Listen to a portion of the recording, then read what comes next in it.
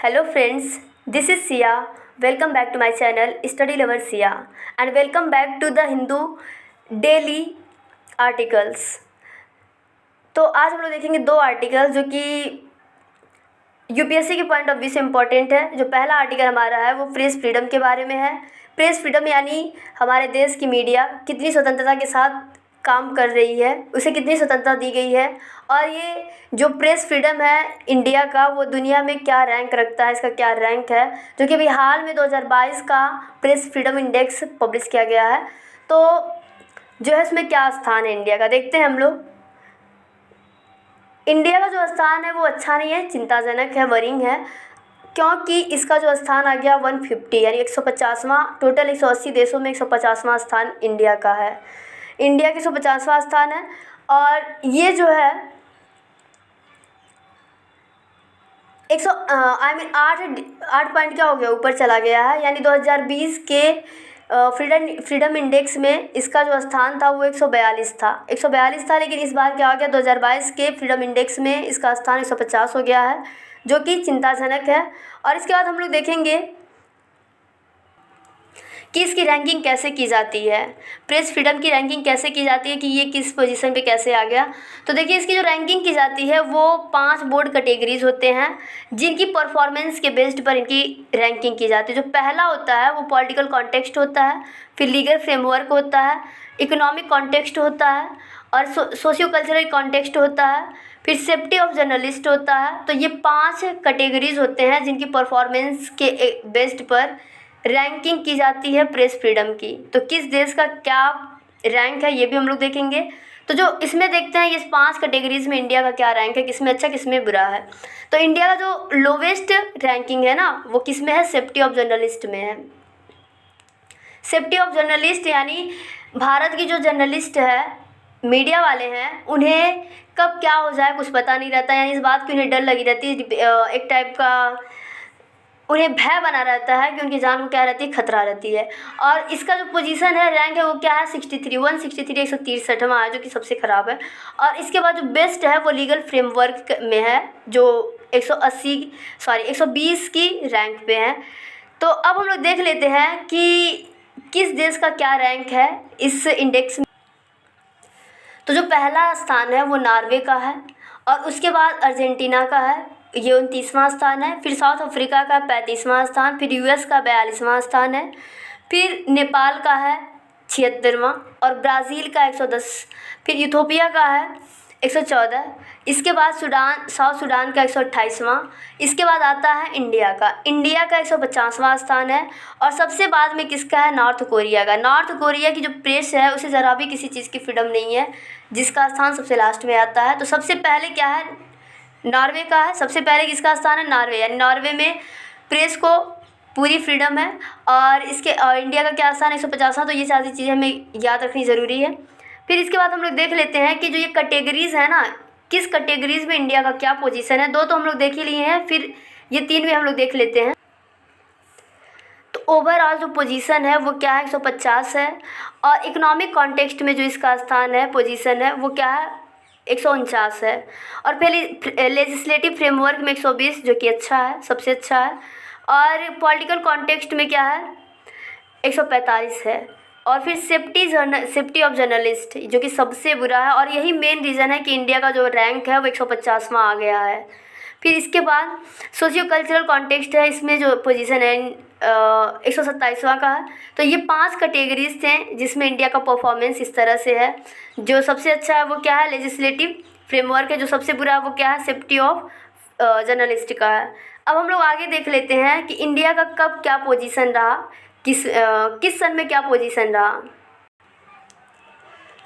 अगर 2005 की बात करते हैं तो 5 में इसकी पोजीशन अच्छी थी, इसकी रैंक अच्छी थी, 110 के करीब थी, 110 के करीब थी।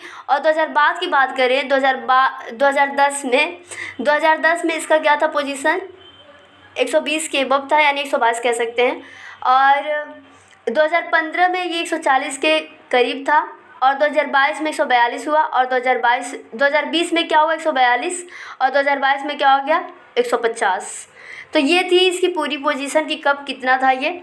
अब इसके बाद हम लोग देख यहाँ पे ये भी दिया हुआ है कि पॉलिटिकल कॉन्टेक्स्ट में इसकी कैसी परफॉर्मेंस रही। यहाँ पे पूरा परफॉर्मेंस दिया है कि इसका पोजीशन 150वां आ गया। लीगल फ्रेमवर्क में, इकोनॉमिक कॉन्टेक्स्ट में, फिर सोशियो कल्चरल कॉन्टेक्स्ट में, फिर सेफ्टी में इसकी पोजीशन कैसी रही, ये सारी चीज़ें दिया हुआ है। अब यहाँ पे हम लोग देख लेते हैं, तो थोड़ा सा हम लोग इस कैटेगरीज के बारे में बातें कर लेते हैं। तो जैसे पॉलिटिकल कॉन्टेक्स्ट में अगर हम लोग देखें तो इसमें क्या रहता है, पॉलिटिकल प्रेशर्स रहते हैं मीडिया के ऊपर, और जो है राज्यों से पॉलिटिकल प्रेशर्स रहते हैं या फिर अन्य पॉलिटिकल एक्टर्स का प्रेशर रहता है उन पे, और कुछ तो पॉलिटिशियंस ने होल्ड किए रखते हैं मतलब अपनी प्रचार के लिए, और जिसके कारण ये इंडिपेंडेंटली अप्रोच नहीं कर पाते किसी चीज़ को।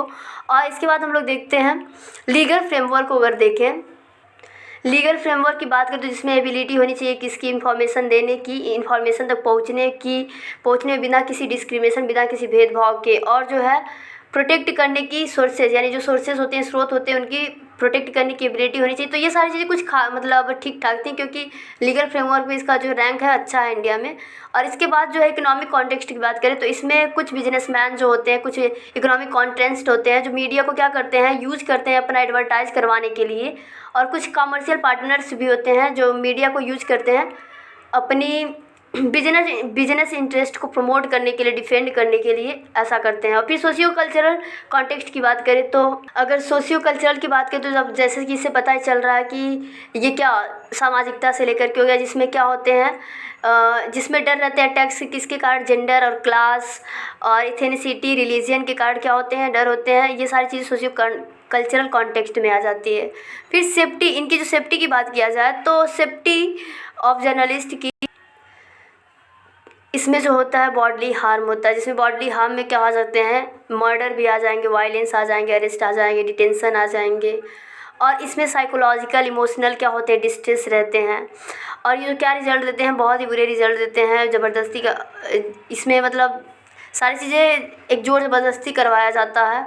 और इसके बाद ये और देखा भी गया कि इंडिया में कई सारे जर्नलिस्ट की मर्डर कर दी गई है।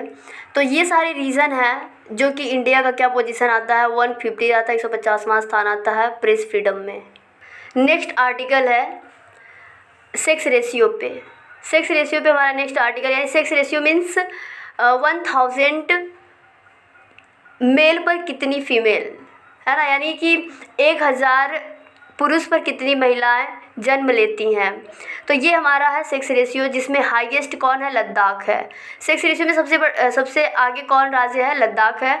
और सबसे लोवेस्ट जो है वो मणिपुर है, यानी कि 1000 पुरुषों पर महिलाओं की संख्या किस राज्य में है, लद्दाख में है। और 1000 पुरुषों पर महिलाओं की सबसे कम संख्या किस राज्य में है, मणिपुर में है। तो और हम लोग देख लेते हैं आगे। तो ये जो डेटा है ये 2020 का डेटा है, और इसमें और ये एट बर्थ पे है, यानी जन्म पे है। जन्म का जो रेशियो निकाला जाता है, जेंडर रेशियो, वो 0 से लेकर के 6 वर्ष तक के बच्चों में निकाला जाता है। तो इसके बाद देखते हैं, यहाँ पे दिया हुआ है कि 5 top states and union territories और bottom 5 states and union territories, यानी जहाँ पे 5 ऐसे राज्य जहाँ पे सेक्स रेशियो अधिक है और 5 ऐसे राज्य जहाँ पे सेक्स रेशियो क्या है, कम है। तो पहला जो है लद्दाख, जहाँ पे 1000 पुरुषों पर महिलाओं की संख्या कितनी है, 1104 है। कितनी है, 1104 है। और उसके बाद आता है अरुणाचल प्रदेश, फिर आता है अंडमान एंड निकोबार आइसलैंड्स आता है, फिर त्रिपुरा आता है, फिर केरला आता है। तो अरुणाचल प्रदेश में कितना, 1011 है, और अंडमान एंड निकोबार आइसलैंड्स में 984 है, और त्रिपुरा में 974 है, केरला में 969 है। तो ये थे हमारे टॉप। अब इसके बाद बॉटम से देख लेते हैं। ये मणिपुर में सबसे कम, यानी 1000 पुरुषों पर महिलाओं की संख्या कितनी है, 880 है। 1000 पुरुषों पर महिलाओं की संख्या 880 है, जो कि सबसे कम है इंडिया में। और दादर नागर हवेली इसके बाद आता, फिर गुजरात आता, फिर हरियाणा आता, फिर मध्य प्रदेश आता है। तो दादर नागर हवेली में 898 है, गुजरात में 909 है, और हरियाणा में 916 है, फिर मध्य प्रदेश में 921 है। इसके बाद हम लोग देख लेते हैं 2019 का डेटा क्या कहता है।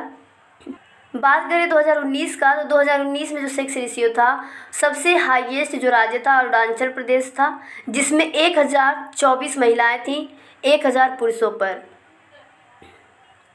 इसके बाद कौन था, इसके बाद नागालैंड, फिर मिज़ोरम, फिर अंडमान एंड निकोबार आइसलैंड, फिर इसके बाद ये थे 5। तो अगर इसका हम लोग देखें, नागालैंड का 1001 है और मिज़ोरम का 975 है, और इसके बाद जो है किसका है, the Andaman and Nicobar islands का 965। ये कब का है, 2019 का डेटा है। और इसके बाद जो लोवेस्ट स्टेट है वो कौन है, गुजरात। गुजरात में सबसे कम थे, लेकिन गुजरात में कुछ सुधार हुआ है जिसपे इसकी रैंक क्या आ गई, 3rd पे आ गई है, जो कि इस बार 909 आ गया, और इसके पहले क्या था, 901 2019 में।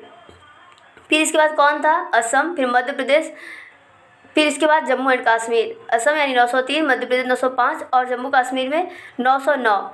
और ये जो डेटा है कैसे निकल कर के आता ये सेक्स रेशियो, तो देखिए ये जो है यहाँ पे हम लोग देख रहे हैं amendment to RBD act. Amendment to RBD act जो होता है, ये इसके नाम से ही पता चल रहा है, RBD का पूरा नाम होता है registration of births and deaths act 1969 है।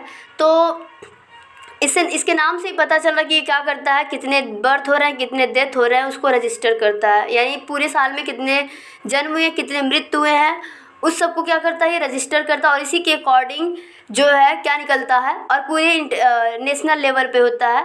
तो जो ये डेटाबेस देता है उसी के अकॉर्डिंग सेक्स रेशियो निकाला जाता है, और इसके अकॉर्डिंग ये रजिस्टर जो है इम्पॉर्टेंट होता है, और फिर ये क्या कर दिया जाता है, अपडेट किया जाता है किस डेटाबेस के अकॉर्डिंग, इलेक्टोरल, यानी जब बच्चे बड़े हो जाते हैं तो इन्हें अपडेट किया जाता है इलेक्टोरल रजिस्टर, आधार, राशन कार्ड या पासपोर्ट एंड ड्राइविंग लाइसेंस के अकॉर्डिंग। ये सारे डेटाबेसेस होते हैं जिनके अकॉर्डिंग क्या कर दिया जाता है, अपडेट किया जाता है। तो आज के लिए बस इतना ही। Thanks for watching my video. Thank you.